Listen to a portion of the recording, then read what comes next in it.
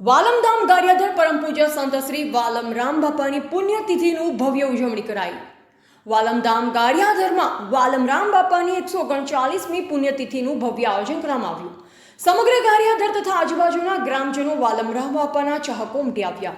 બાપાની જગ્યામાંથી નીકળેલ લોકો માટે મુસ્લિમ સમાજ દ્વારા પાણી સરબતના સ્ટોલોનું પણ ભવ્ય આયોજન કરાયું। સમગ્ર ગારિયાધારમાં કોમી એકતા દેખાઈ, અવનવા કરતબો પણ કરવામાં આવ્યા અને લોકો બહોળી સંખ્યામાં ઉમટી પડ્યા અને ગારિયાધાર આખું તેમાં જોડાયું। પોલીસ ચુસ્ત બંદોબસ્ત સાથે આ કાર્યક્રમ સફળ બન્યો।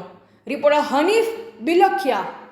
આજે ગારિયાધારના મહાન સંત શ્રી પૂજ્ય વાલમરામ બાપાની 139મી પુણ્યતિથિ નિમિત્તે ગારિયાધાર શહેરમાં અને તાલુકામાં રંગારંગ માહોલની છેલ્લા 10 દિવસથી પરમાર હાલી આવતી હોય અને આજે એની પુણ્યતિથિ નિમિત્તે શોભાયાત્રા હોય એમાં ગારિયાધારમાં શ્રી રામકૃષ્ણ જન્મોત્સવ સમિતિ અને અનેક સ્થાનિક મંડળો દ્વારા ખાણીપીણી અને ઠંડા પીણાના અનેક પ્રકારના સ્ટોલોનું આયોજન કરેલું હોય, જે બપોરે સમસ્ત ગામજનોને વાલમરામ સેવા સમિતિ સુરત ગારિયાધાર તરફથી બપોરે ભોજન સમારંભ અને બાળકોનું બટુક ભોજનનો કાર્યક્રમ હોય, રાત્રે સંતવાણીનું આયોજન હોય અને આખું ગામ વાલમમય બની ગયું હોય એવું ગારિયાધારમાં આ એક જ પૂજ્ય વાલમરામ બાપાની તિથિમાં નિર્માણ થતું હોય અને એમાં શ્રી રામકૃષ્ણ જન્મોત્સવ સમિતિ દ્વારા ગારિયાધારમાં વાવ દરવાજે ભેળનું આયોજન કરેલું હોય, જે